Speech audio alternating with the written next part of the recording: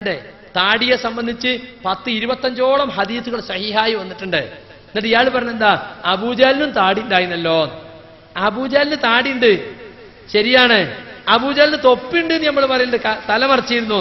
നമ്മൾ തലമറക്കാറില്ല. കാരണം എന്താ, തലമറക്കാൻ പ്രേരിപ്പിക്കുന്ന ഒരൊറ്റ ഹദീസും സഹിഹായി വന്നിട്ടില്ല. എന്നാ താടിയുടെ കാര്യം അങ്ങനെയല്ല. റസൂലുള്ളാഹി സ്വല്ലല്ലാഹു അലൈഹി വസല്ലം അതിന് പ്രേരിപ്പിച്ചു.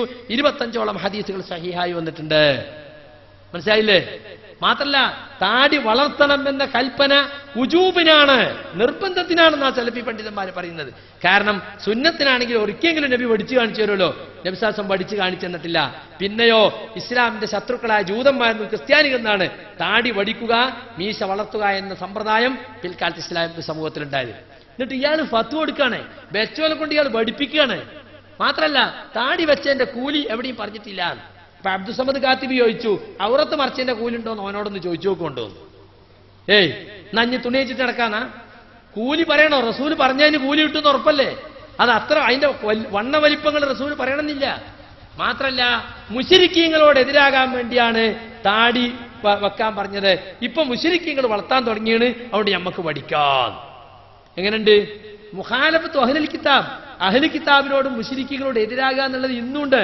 ഞാൻ ചോദിക്കട്ടെ, ബഹുദൈവ വിശ്വാസികളിൽ 90% ഇന്ന് താടി പഠിക്കുന്നവരാണ്.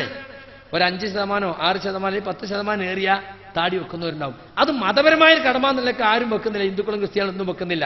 ചിലവരുണ്ടാകും, ഞാനൊരു പെണ്ണിനെ പ്രേമിക്കുന്നുണ്ട്, ഓളെ കിട്ടിയാലേ ഞാൻ താടി പഠിക്കുള്ളൂ, അങ്ങനെ താടി വെച്ചോണ്ടാവും. അല്ലെങ്കിൽ സിനിമയിൽ എൻ്റെ ഇഷ്ടതാരം, അല്ലെങ്കിൽ സ്പോർട്സിൽ എൻ്റെ ഇഷ്ടതാരം താടി വെച്ചിട്ടുണ്ട്, അതുകൊണ്ട് ഞാനും താടി വെക്കുന്നു, അങ്ങനെ വെച്ചവരുണ്ടാവും. ഞങ്ങളെ നാട്ടിൽ കൂടി റോഡ് വന്നാലേ ഞാൻ താടി ഓടിക്കുള്ളൂ, അങ്ങനെ വെച്ചവരും ഉണ്ടാവും. മനസ്സിലായില്ലേ? ഒരു മതപരമായ കടമ എന്ന നിലക്ക് ബഹുദൈവ വിശ്വാസികൾ ഇന്നും താടി വെക്കുന്നില്ല. എന്ന് പറഞ്ഞാൽ ബഹുദൈവ വിശ്വാസികളോട് എതിരാവുക എന്നത് ഇന്നും നിലനിൽക്കുന്നുണ്ട് എന്നാ പറഞ്ഞതിന്റെ അർത്ഥം. എന്നിട്ട് ഇയാൾ പറയാണ്, ഓലൊക്കെ വളക്കലൊടങ്ങിക്കണ്, അതുകൊണ്ട് ഞമ്മക്ക് പഠിക്കാൻ. ഇനി അവർ വളർത്തുന്നുണ്ടെങ്കിൽ തന്നെ മീശയും വളർത്തും, താടിയും വളർത്തും. അപ്പൊ നമ്മൾ വളർത്തുന്ന പോലെ അവർ വളർത്തുന്നില്ല. അപ്പോഴും അവരോട് എതിരാകുക എന്നുള്ളത് നിലനിൽക്കുന്നുണ്ട്. നമ്മളോട് മീശ ചെറുതാക്കി വെട്ടുക, താടി വളർത്തുക. താടി മുറിച്ചത് തന്നെ ഒരു പിടി കഴിഞ്ഞിട്ട് ബാക്കി മുറിച്ചതേ ഹദീസിലുള്ളൂ. ചില ആളിങ്ങനെ ഉമ്മിക്കരി താടിയൊക്കെ വെച്ചിട്ട് ഞാനും വെച്ചെന്ന് താടിന്ന് വരുത്തി തീർക്കും.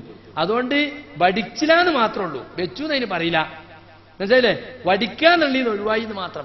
ആട്ടെ, താടി വടിക്കണോനും പറഞ്ഞടക്കൂല, താടി വെക്കണ്ടോന്നുമില്ല. പക്ഷെ ഇയാൾ പറഞ്ഞടക്കും, അയാളെ പ്രേരിപ്പിക്കുക, ഇതിനാ താടിയെ കളിയാക്കുക. ഇപ്പൊ കുറച്ച് താടിക്കാരിറങ്ങിയിരിക്കണു. ആരാ പറയണത്? മടവൂരിയാ പറയണത്. MT അബ്ദുറഹ്മാൻ മൗലവിയും KP മുഹമ്മദ് മൗലവിയും ഉമർ മൗലവിയും ഒക്കെ ഉള്ള കാലത്ത് വലിയ താടി ഉണ്ടായിരുന്നവർക്കൊക്കെ. ഇപ്പൊ ഓലൊക്കെ പോയല്ലോ. ഇപ്പൊ ബല് കുറച്ച് ആളുകളാണല്ലോ കറക്ക് കമ്പനി. അപ്പൊ പറയാ കുറച്ച് താടിക്കാരിറങ്ങിയാണ് ഇപ്പോ. മാത്രല്ല, ഈ വസ്ത്രം കയറ്റി കൊടുക്കുന്നത് എത്ര കർശനമായ റസൂലുള്ളാഹി സ്വല്ലല്ലാഹു അലൈഹി വസല്ലം പഠിപ്പിച്ചിട്ടുള്ളത്.